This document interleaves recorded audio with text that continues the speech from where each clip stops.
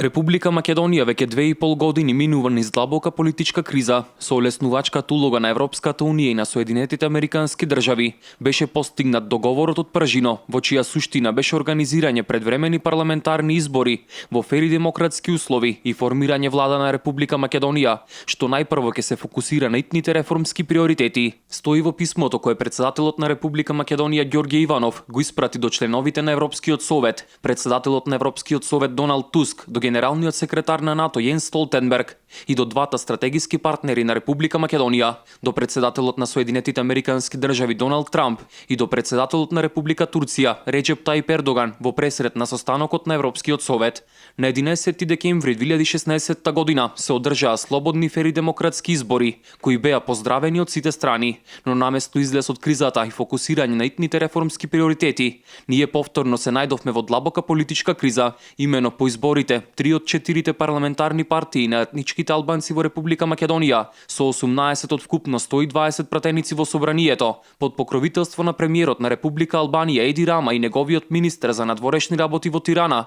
создадоа платформа за албанците во Република Македонија. Тиранската платформа стана предуслов за формирање на влада на Република Македонија, стои во писмото на Иванов. Председателот Иванов смета дека платформата е постизборен документ, усвоен во туѓа држава, во кабинет на странски државник и со посредство на премиер на туѓа држава. Со оваа платформа се загрозува сувереноста и независноста на државата, доведувајќи ја Република Македонија во положба на подчинетост или зависност према друга држава. Реализацијата на платформата подразбира промени во уставот на Република Македонија, со кои би се загрозил унитарниот карактер на државата. Како што вели председателот, одлуката да не биде определен мандат за состав на владата на Република Македонија на секој оној кој преговара за платформи на други држави со кои се уценува македонскиот народ е во согласност со членот 84 од уставот. Иванов за сите овие нешта лично ги информираше еврокомесарот Хан и високиот представник Федерика Могерини, од кои побара јавно и јасно да ја осудат и да ја отфрлат платформата како чин на мешање во внатрешните работи на суверена држава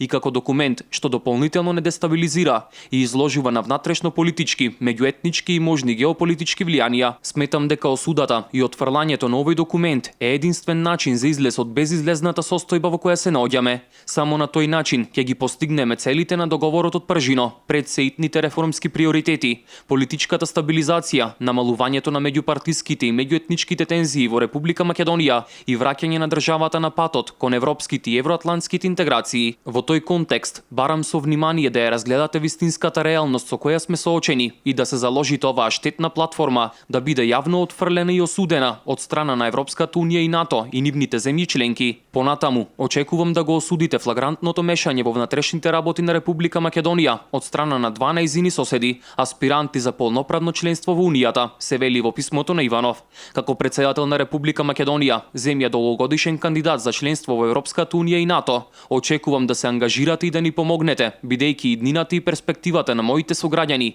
се пред мощен сериозен предизвик, заклучи председателот Иванов.